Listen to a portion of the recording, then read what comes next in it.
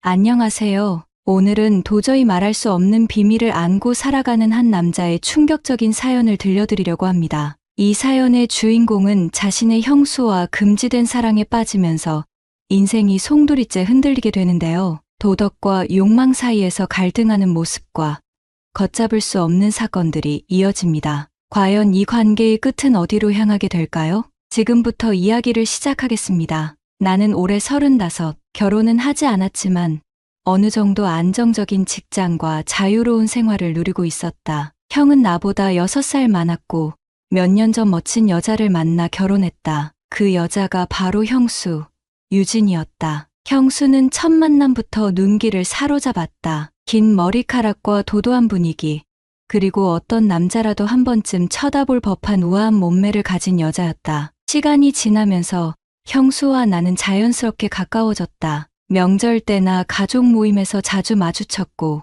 형수는 언제나 살갑게 대해줬다. 도연 씨는 여자친구 없어요?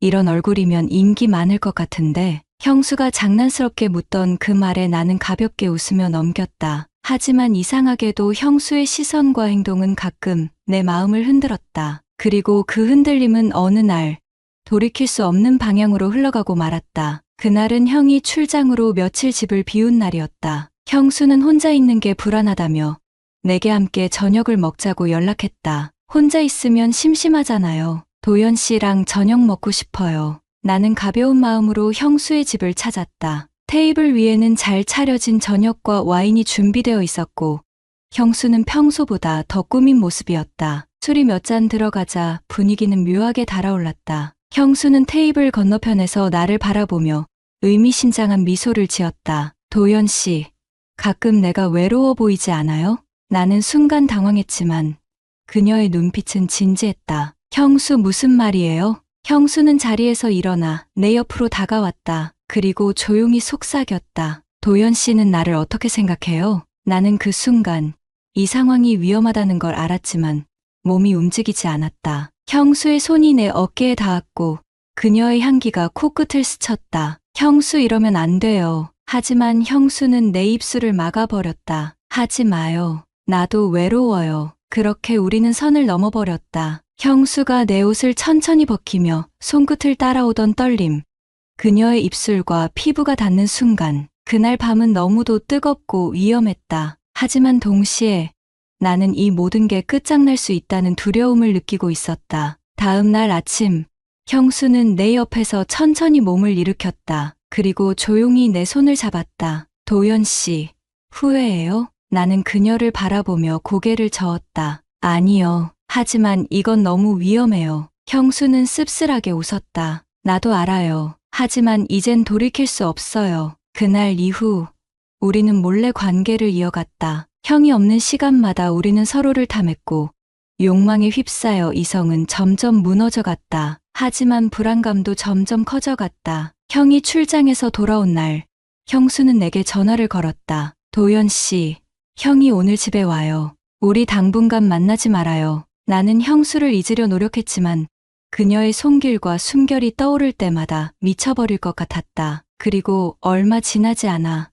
형수에게서 한 통의 메시지가 도착했다. 도연 씨, 나 문제가 생겼어요. 우리 아이가 생긴 것 같아요. 나는 그 메시지를 보고 핸드폰을 떨어뜨렸다. 머릿속이 새하얗게 변하고 심장은 미친 듯이 뛰었다. 형수의 메시지를 본 순간 내 손에서 핸드폰이 미끄러져 바닥에 떨어졌다. 도연 씨, 나 문제가 생겼어요. 우리 아이가 생긴 것 같아요. 심장이 미친 듯이 뛰었다. 나는 손을 떨며 다시 메시지를 확인했지만 글자는 변하지 않았다. 아이? 말도 안 돼. 이건 장난일 거야. 하지만 형수의 메시지에는 장난이라고 하기엔 너무 진지한 불안함이 묻어 있었다. 나는 곧바로 형수에게 전화를 걸었다. 신호음이 길게 울리더니 그녀의 떨리는 목소리가 들려왔다. 도연 씨, 형수, 이게 무슨 말이에요?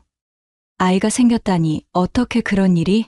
형수는 울먹이는 목소리로 말했다. 나도 믿기지 않아요. 며칠 전부터 몸이 이상해서 검사를 해봤는데 2줄이 나왔어요. 나는 숨이 턱 막혀왔다. 그럼 형한테는 아직 아무 말도 안 했어요. 하지만 시간이 지나면 다 들킬 거예요. 어떻게 해요, 도연 씨? 나는 머리를 감싸 쥐었다. 도망칠 수도 없고 인정할 수도 없다. 며칠 동안 나는 형수의 연락을 피했다. 하지만 그녀의 상황을 외면할 수만은 없었다. 결국 우리는 다시 만났다. 형수는 창백한 얼굴로 나를 바라보며 말했다. 우리 이 아이 어떻게 할 거예요? 나는 그녀의 손을 잡으려 했지만 그녀는 피했다. 나 혼자서라도 키울 거예요. 도연 씨가 책임질 수 없다면 나 혼자라도. 그녀의 단호한 말에 나는 더 이상 회피할 수 없었다. 아니, 내가 책임질게. 형수. 아니, 유진아. 내가 무슨 일이 있어도 책임질게. 하지만 우리는 이미 돌이킬 수 없는 길을 걷고 있었다. 그날 이후로 형수는 더 조심스러워졌다. 형의 눈치를 보면서도 나와 몰래 연락을 주고받았다. 하지만 그런 조심스러움도 오래가지는 못했다. 어느 날 형이 집으로 일찍 돌아오면서 상황은 완전히 바뀌고 말았다. 형수와 나는 늘 그렇듯 형이 출장 중일 때 형수의 집에서 몰래 만났다. 하지만 그날 형은 일정을 앞당겨 예고 없이 돌아왔다. 나는 형수의 집 안에 있었고 문이 열리는 소리에 심장이 덜컥 내려앉았다. 유진아, 나왔어. 형의 목소리가 들려왔다. 형수는 창백한 얼굴로 나를 바라봤다. 어떻게 형이 왔어? 나는 급히 옷을 챙겨 입고 안방 화장실에 숨었다. 형은 집안을 둘러보며 말했다. 뭐야? 집에 냄새가 왜 이래? 누구 왔었어? 형수는 당황한 얼굴로 웃으며 대답했다. 아니, 그냥 집 정리하느라 환기 좀 시켰어. 형은 이상한 낌새를 느낀 듯 집안을 둘러보기 시작했다. 나는 화장실 안에서 숨을 죽였지만 식은땀이 흐르며 손이 떨렸다. 형이 문을 열고 들어올까봐 숨소리마저 참아야 했다. 다행히 형은 방을 대충 둘러본 뒤 옷을 갈아입으러 들어갔다. 그 틈을 타 나는 형수의 신호를 받아 재빨리 뒷문으로 빠져나왔다. 하지만 그날 이후 형의 의심은 점점 깊어져 갔다. 며칠 후 형이 내게 전화를 걸었다. 도연아, 요즘 유진이 이상해. 너 혹시 무슨 일 있는지 알아? 나는 당황해서 말을 더듬었다. 아니, 형수가 왜?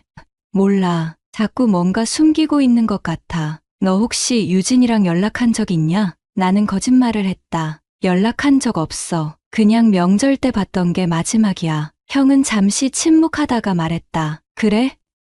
근데 왜 너 번호로 문자 온 게 있더라? 나는 핸드폰을 떨어뜨릴 뻔했다. 형은 이미 의심을 시작했다. 나는 형수에게 전화를 걸어 상황을 전했다. 형이 의심하기 시작했어. 이러다가 다 들키면. 형수는 울먹였다. 그럼 우리 어떡해요? 우리 아이는요?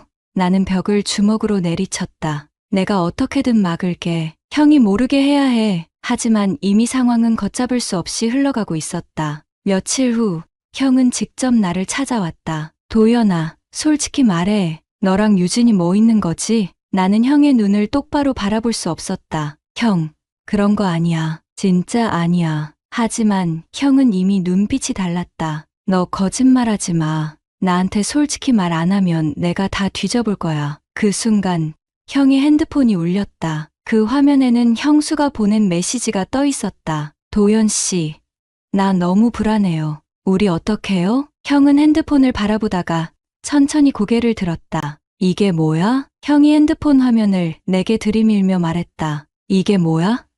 내가 유진이랑 문자 주고받은 거야? 나는 심장이 쿵 내려앉았다. 모든 것이 끝난 것 같았다. 형, 그건 그냥. 형의 눈빛은 이미 날카로웠다. 솔직히 말해. 너랑 유진이 무슨 사이야? 나는 더 이상 거짓말할 수 없었다. 하지만 입 밖으로 꺼내기에는 두려움이 앞섰다. 그 순간 형의 핸드폰이 다시 울렸다. 이번에도 형수가 보낸 메시지였다. 도연 씨, 형이 알게 된 것 같아요. 우리 어떡해요? 형은 메시지를 확인하더니 핸드폰을 꽉 쥐고 말했다. 유진이랑 도대체 무슨 짓을 한 거야? 나는 숨을 깊게 내쉬며 어렵게 입을 열었다. 형, 미안해, 정말 미안해. 그 말이 끝나자마자 형은 내 멱살을 잡아채며 소리쳤다. 미안.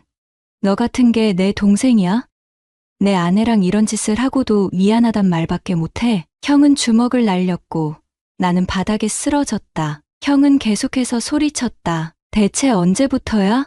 너랑 유진이가 얼마나 날 속여온 거냐고. 나는 울면서 고개를 들었다. 형, 진짜 미안해. 내가 잘못했어. 근데 이제는 형은 더 이상 내 말을 듣지 않았다. 그날 밤, 형은 곧장 집으로 돌아갔다. 나는 형수를 붙잡으려 했지만 이미 너무 늦었다. 형은 집에 도착하자마자 형수에게 소리쳤다. 유진아, 도연이랑 너 둘이 무슨 짓 한 거야? 형수는 당황하며 말했다. 오빠, 그게 아니야. 하지만 형은 이미 모든 것을 알고 있었다. 그럼 이 메시지는 뭐야?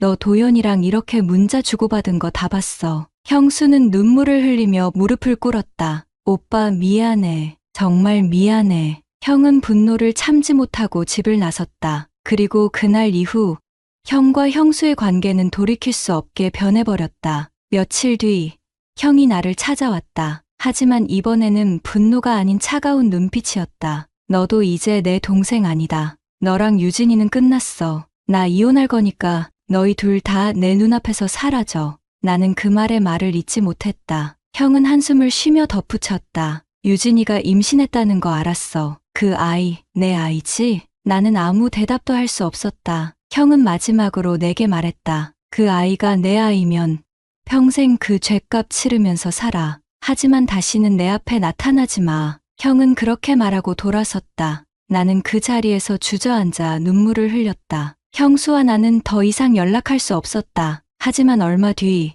형수는 내게 마지막 메시지를 보냈다. 아이를 낳기로 했어요. 도연 씨, 당신이 책임질 거죠?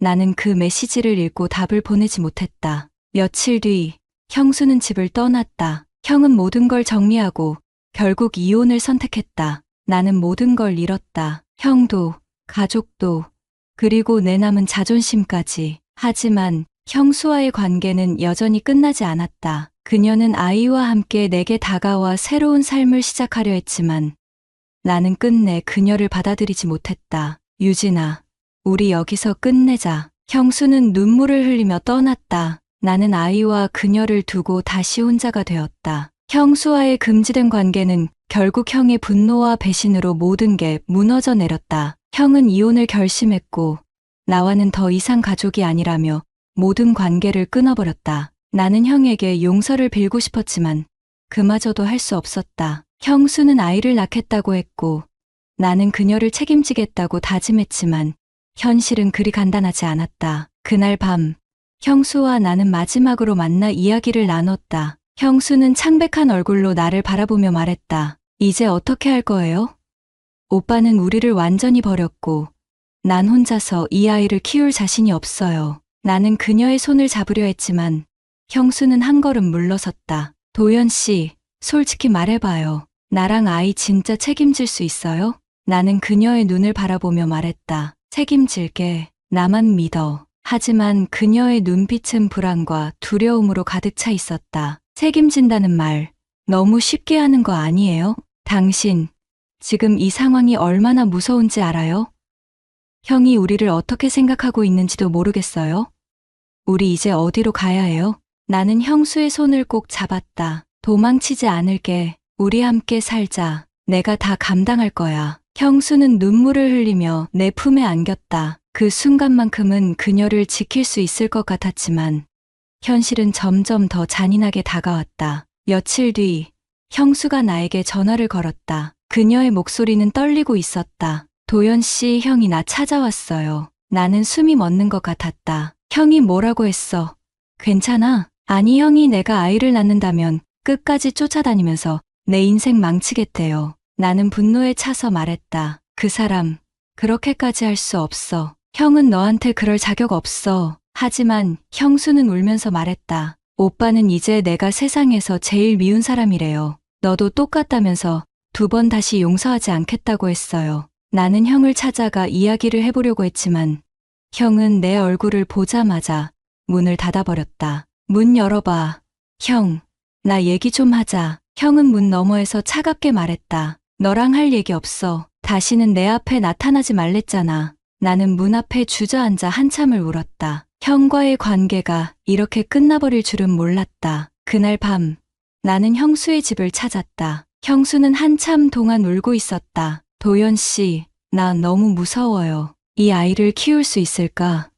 내가 정말 잘할 수 있을까? 나는 그녀를 안으며 말했다. 무서워하지 마. 내가 옆에 있을 거야. 우리 같이 잘해볼 수 있어. 하지만 형수는 여전히 불안해 보였다. 그렇게 쉽게 말하지 마요. 우리 이제 다 잃었어요. 오빠도, 가족도, 사람들의 시선도. 나는 그녀의 손을 꼭 잡고 말했다. 그러니까 우리가 함께 다시 시작하면 돼. 더 이상 두려워하지 마. 그 후로 우리는 함께 살기 시작했다. 하지만 사람들의 시선은 차가웠다. 형수랑 동생이 그렇게 됐다며? 아무리 그래도 저건 너무한 거 아니야? 소문은 걷잡을 수 없이 퍼졌고 우리는 마치 죄인이 된 것처럼 고개를 숙이고 다녀야 했다. 형수는 점점 지쳐갔다. 도연 씨, 이대로는 못 살겠어요. 사람들 시선 때문에 숨도 못 쉬겠어요. 나는 그녀를 안아주었지만 그런다고 달라지는 건 없었다. 결국 형수는 나에게 말했다. 도연 씨, 우리 여기서 그만하자. 나는 그녀의 말을 믿을 수 없었다. 뭐, 지금 그만두자고.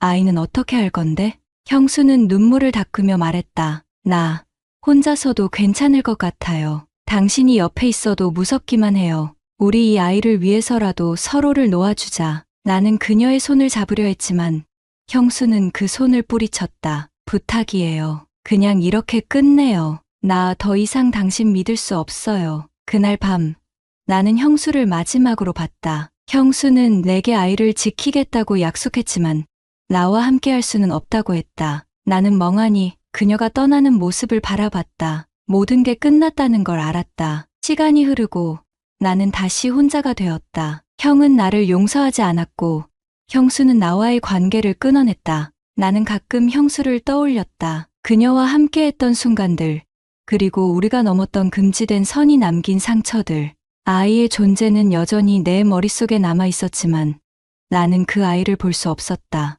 나는 다시 혼자가 되었지만 모든 걸 잃은 채로 살아가야 했다. 그리고 그날 밤을 떠올릴 때마다 나는 후회했다. 그때 멈췄어야 했는데. 여러분, 오늘 사연은 여기까지입니다. 금지된 관계에서 시작된 욕망과 파국, 그리고 그 끝이 어떤 모습일지 함께 보셨습니다. 여러분은 이 상황에서 어떤 선택을 하셨을지 궁금합니다. 댓글로 여러분의 생각을 남겨주세요. 앞으로도 더 충격적이고 몰입감 있는 이야기를 계속 전해드릴 예정이니 좋아요와 구독, 알림 설정 잊지 마시고 꼭 눌러주세요. 그럼 다음 이야기에서 또 만나요. 감사합니다.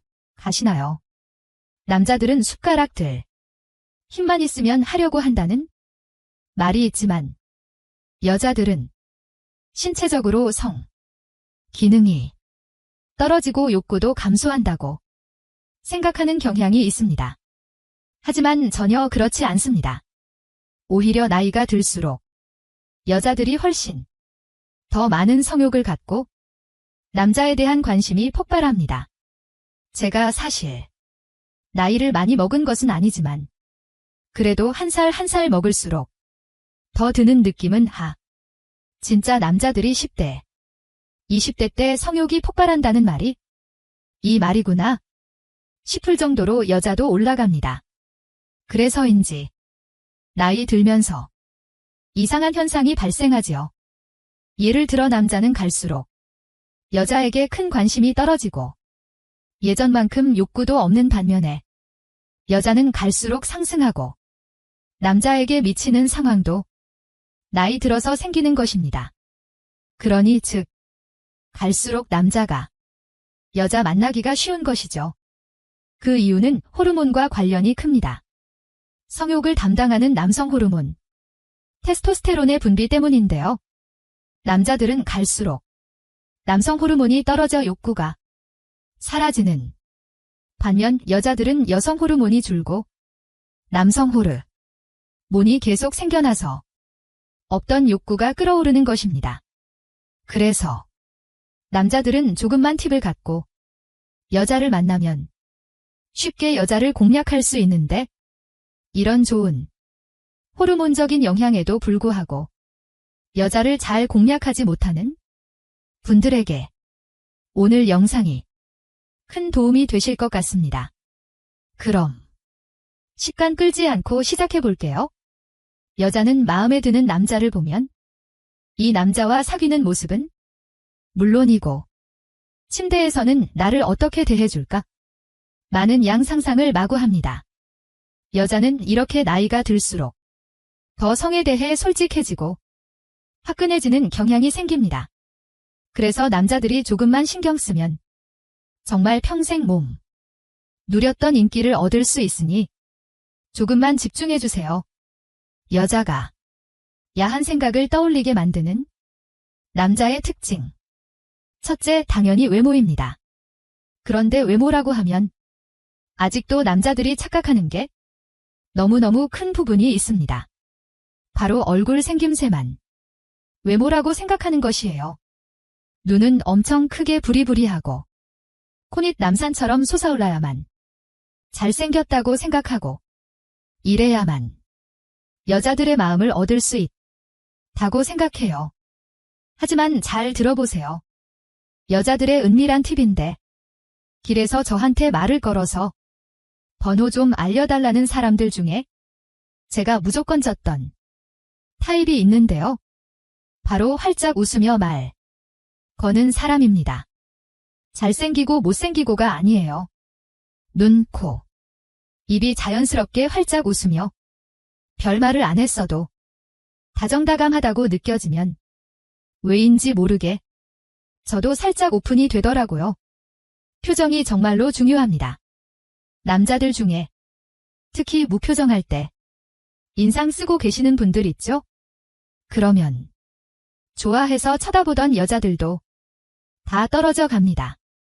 잘생겼어도 마찬가지예요. 아무리 잘생겼어도 여자들은 나에게 다정할 것 같지 않은 남자에게는 지레 겁먹고 마음을 접는 그런 쫄보 같은 면이 있어요. 그러니 진짜 표정에 신경 써보세요. 카페에 앉아서 차 한 잔 마실 때도 자기 얼굴을 한 번씩 살펴보세요. 너무 얼어있지는 않은지, 무표정하면서 인상 쓰고 있지는 않은지 말이에요. 항상 온화하게 누가 말 걸어도 바로 웃을 것 같은 표정을 지어보세요. 정말이지 세상이 달라지고 어딜 가던 여자들이 엄청 꼬일 수밖에 없습니다. 물론 하루, 이틀 한다고 바로 그러는 것은 아니니 앞으로 평생의 습관처럼 웃는 얼굴을 하시기 바랄게요. 저랑 약속하실 거죠? 여자가 야한 생각을 떠올리게 만드는 남자의 특징.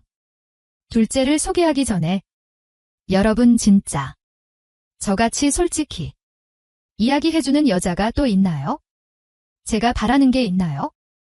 구독 버튼 한 번씩만 눌러주세요. 저는 그리고 여러분이 다 사랑하고 잘 됐으면 좋겠는 마음 그뿐이에요. 구독 눌러주셔서 정말 고마워요. 둘째는 향기입니다. 여자들이 진짜 미치는 것이 있습니다. 그건 남자 몽둥이의 사이즈이기도 하지만 그 전에 향기인데요. 향기가 좋은 남자는 정말로 강력합니다. 영국 버밍엄 대학교 연구팀에 의하면 남자는 시각적인 부분에 굉장히 예민하고 시각적인 영역에서 흥분을 느낀다고 해요. 예를 들면 여자가 입는 야한 속옷이나 치마 스타킹 이런 데 미치는 거죠. 하지만 여자들은 시각적인 부분보다는 다른 감각에 더 환장하는데 그게 바로 후각 냄새입니다. 그래서 여자들을 모으고 싶어하는 예쁜 카페나 식당이 전부 다 향이 그렇게 신경을 쓰는 거예요. 이게 진짜인 게 여자들은 당연히 남자의 말, 주변이나 나를 어떻게 대하는지가 정말로 중요하지만 그 전에 남자에게서 풍기는 향을 보고 그 사람을 판단한답니다. 정말 웃기죠? 말도 안 해봤어도 그 남자의 향만 보고 사람을 판단하는 게 웃기지만 어쩔 수 없습니다. 남자들은 이걸 가지고 잘 활용해야 하는데요. 여자들이 향기를 좋아하면 나에게서 풍기는 향을 관리하며 여자의 마음을 얻는 것이죠. 제가 아는 남동생도 몇 년 전 이혼하고 돌싱으로 사는데 얘가 다시 소개팅도 하고 모임도 나가도 절대 여자를 못 만나길래 제가 충고 좀 해줬어요. 너는 멀쩡하게 생겨가지고 혼자 살면서 호레비 냄새가 나니까 그런 거야. 하면서 근처 백화점 가서 향수 하나 사주고 뿌리고 다니라고 했더니만 정말 금세 여자가 생기더라고요. 자신에게서 좋은 향이 나면 남자는 자기 기분도 좋아지고 여자들이 좋아할 것이라는 은근한 자신감도 생깁니다. 남자는 뭐다 자신감과 향기다요. 자가, 야한 생각을 떠올리게 만드는 남자의 머리 손질. 여러분은 머리 스타일에 얼마나 신경을 쓰나요? 정말이지 깜짝 놀란 부분이 있는데요. 제가 예전에 미용실을 갔더니 중년 남자가 와서 그냥 하던 대로 정리해 달라고 하더라고요. 그러고 바로 핸드폰을 보거나 자 버리던데 그러면 절대 안 됩니다. 왜냐면 머리야말로 정말 그 사람을 잘 나타내는 중요한 요소이기 때문이에요. 물론 제가 머리를 이렇게 하세요? 저렇게 하세요? 그렇게 말할 수는 없어요. 왜냐하면 자기 얼굴형과 맞는 스타일이 있기 때문이에요. 제가 보니 남자들은 대체로 짧은 머리가 잘 어울리기는 하지만 얼굴이 긴 스타일이나 얼굴이 동그란 스타일이나 다 다르더라고요. 그러면 어떻게 해야 하냐고요? 바로 미용사에게 세세히 물어보는 것입니다. 세세히 답해주는 친절한 미용사를 찾는 것이 먼저이긴 하지만 내 얼굴 스타일에 맞는 머리를 맞게 관리해주는 미용실을 지정해서 그분에게 스타일 관리를 받으세요. 그냥 머리 말리기 귀찮고 또 나이 먹었다고 해서 머리를 대충대충 하고 다니지 마세요. 여자들은 그 남자에게서 풍기는 분위기를 보고 그 사람에게 설레는데요. 머리가 정말로 중요한 영역입니다. 굳이 비싼 미용실을 가지 않아도 돼요. 미용실은 또 여자만 가는 게 아니니 부끄러워하지 말고 조금만 신경 써보세요. 아마 신경은 조금 썼지만 인생이나 인간관계는 많이 달라질 거예요.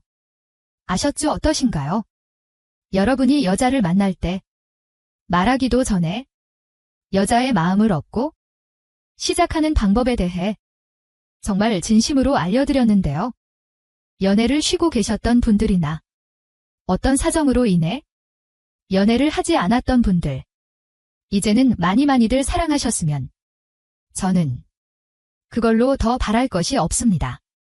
이 영상을 시청하시는 모든 분들이 항상 사랑이 가득하고 행복한 나날들 보내시길 바랍니다.